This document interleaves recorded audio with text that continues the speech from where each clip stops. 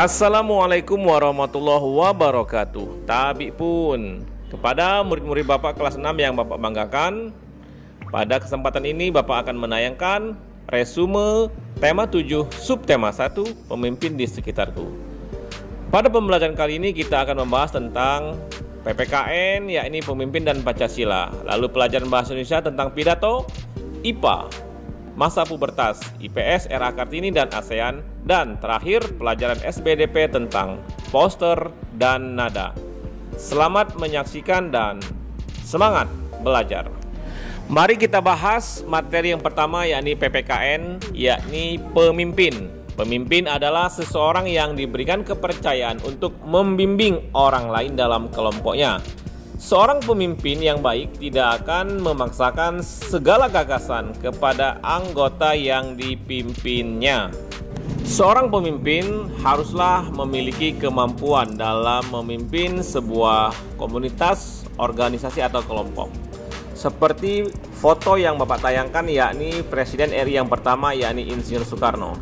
Kemampuan yang harus dimiliki oleh seorang pemimpin yang pertama, pemimpin yang baik akan selalu bersikap adil, kemudian tidak meremehkan orang lain, mampu mengorganisasi anggota, mampu mengatur atau manajerial, mampu memecahkan masalah, mampu mempersatukan anggota.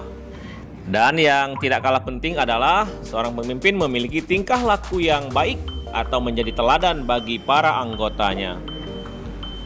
Berikutnya materi PPKN yang lain di halaman kedua, contoh-contoh pemimpin yang ada di sekitar kita atau di lingkungan sekitar, seperti kepala rumah tangga, ayah atau bapak kita, kemudian ketua RT, rukun tetangga, ketua RW, rukun warga, kepala desa, kepala sekolah, ketua kelas, dan pemimpin-pemimpin yang lain. Selanjutnya kita pelajari juga yakni nilai-nilai yang terkandung dalam sila ke-1 Pancasila yang berbunyi ketuhanan yang Maha Esa. Yang pertama, ada nilai percaya dan takwa terhadap Tuhan yang Maha Esa. Kemudian mengembangkan sikap hormat menghormati antar pemeluk agama. Membina kerukunan hidup di antara sesama umat beragama. Kemudian mengembangkan sikap saling menghormati dan bebas menjalankan ibadah sesuai agama dan kepercayaan masing-masing. Lalu tidak memaksakan suatu agama kepada orang lain. Berkaitan dengan tema kepemimpinan, maka di pelajaran bahasa Indonesia akan dibahas tentang pidato. Pidato adalah sebuah kegiatan berbicara di depan umum untuk menyatakan pendapat atau memberikan gambaran mengenai suatu hal sehingga dapat mempengaruhi pendengarnya atau audiens. Cara berpidato yang pertama dengan naskah atau teks. Berpidato bisa dilakukan berdasarkan teks atau naskah pidato yang sudah disiapkan sebelumnya. Cara yang kedua menggunakan catatan kecil berdasarkan catatan tentang garis besar isi pidato. Kemudian yang ketiga, tanpa teks. Artinya ketika seseorang naik mimbar, maka berpidato tidak membawa catatan atau teks.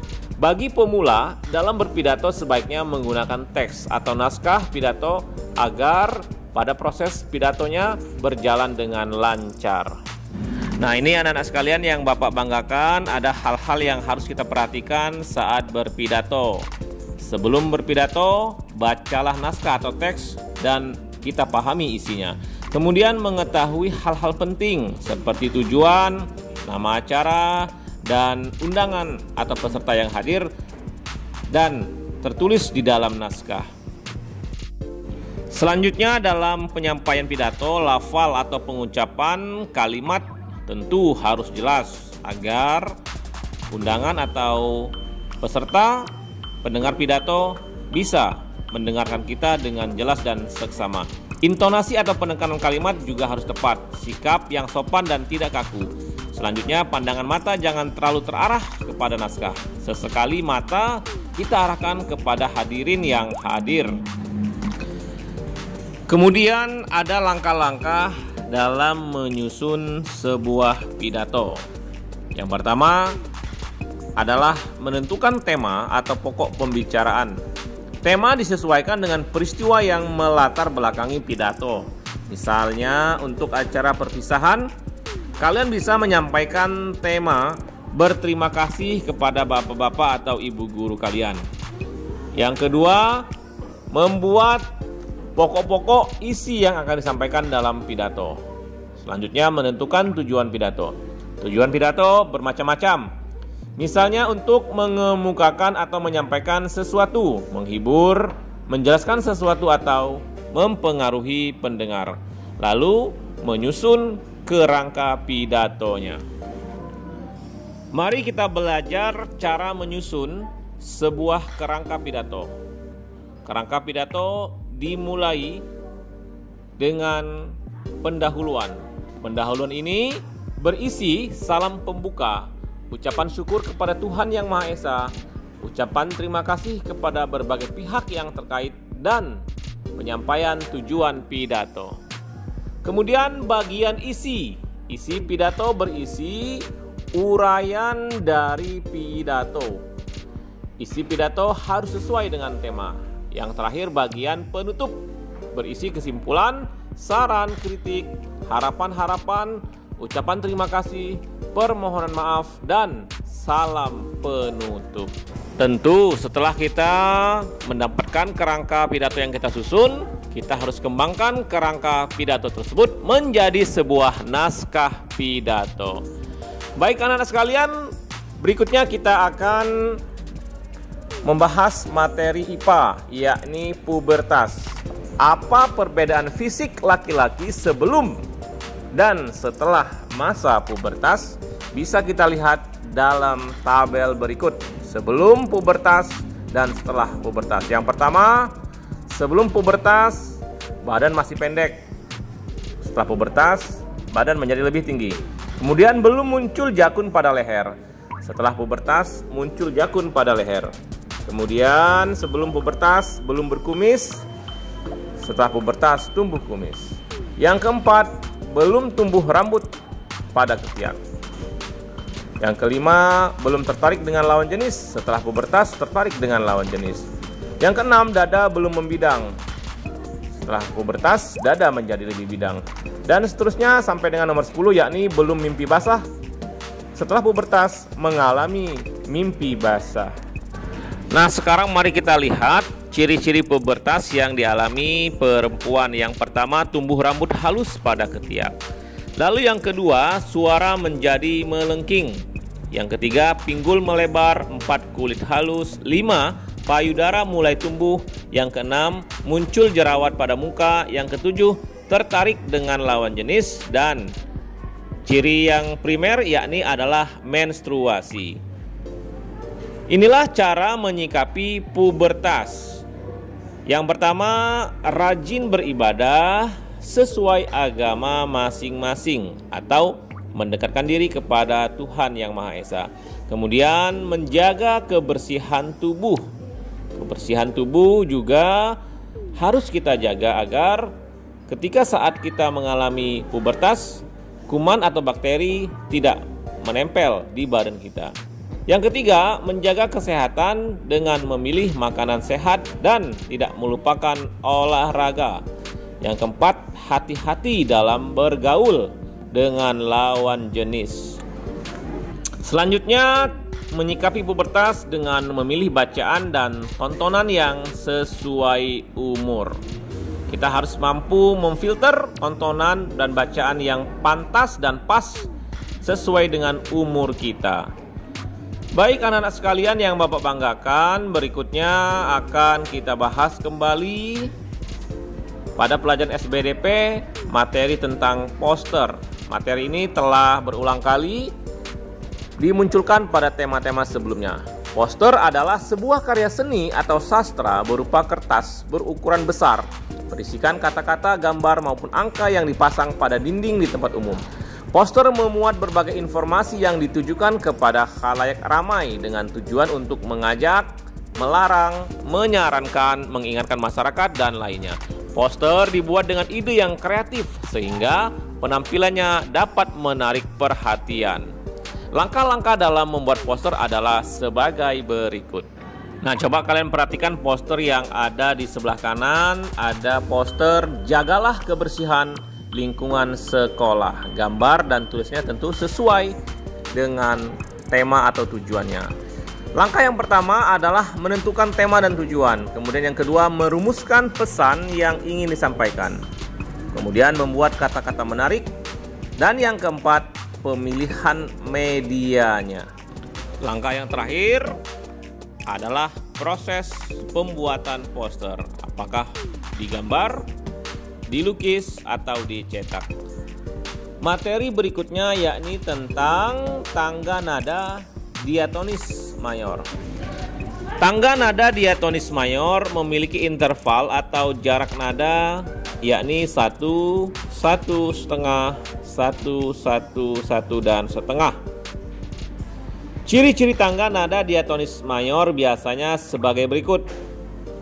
Lagunya bersifat riang gembira, penuh semangat, biasanya diawali dan diakhiri dengan nada do. Namun tidak menutup kemungkinan diawali dengan nada yang kelima atau sol, atau nada yang ketiga atau mi, dan diakhiri nada yang pertama atau do.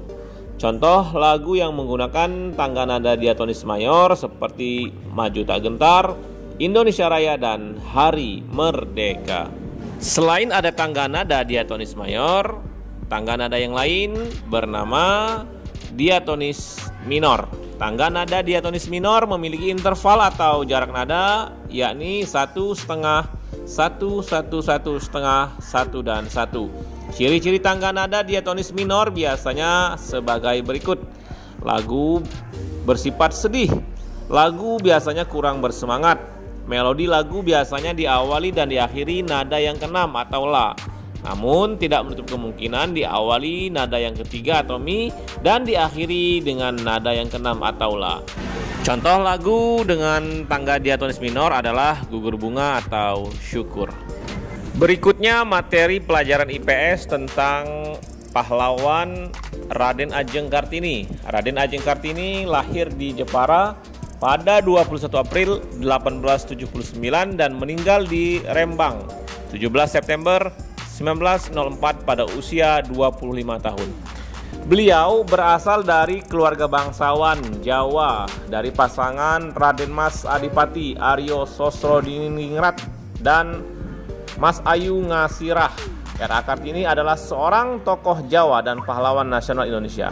Kartini dikenal sebagai pelopor kebangkitan perempuan pribumi. Di gambar yang Bapak tampilkan, foto R.A. Kartini dengan bukunya yang terkenal yakni Habis Gelap Terbitlah Terang. Pendidikan Raden Ajeng Kartini menempuh pendidikan di ELS, Europe's Leisure School hingga usianya 12 tahun. Selama sekolah di ELS, Kartini belajar bahasa Belanda.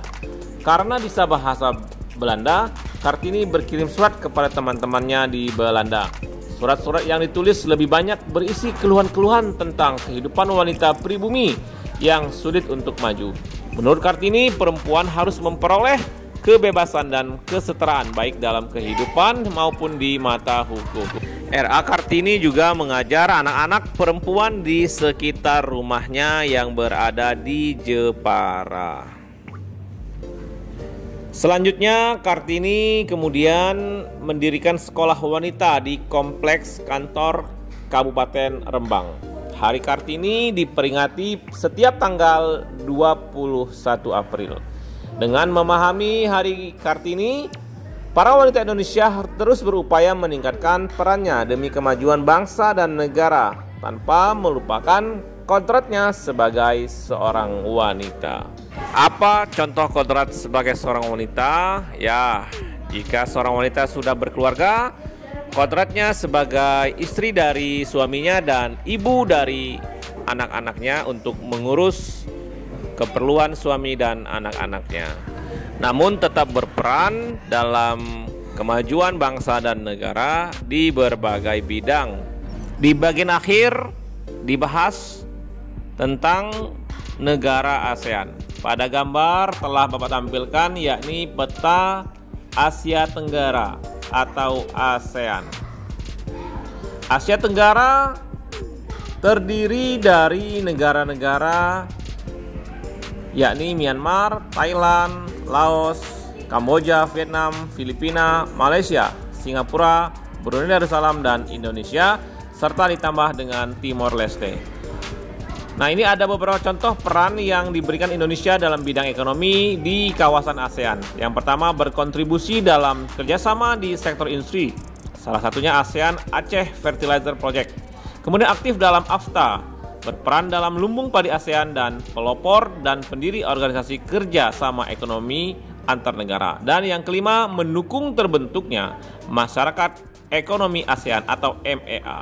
Nah, anak sekalian, demikianlah resume tema 7 sub tema 1 ini. Bapak akhiri, wassalamualaikum warahmatullahi wabarakatuh.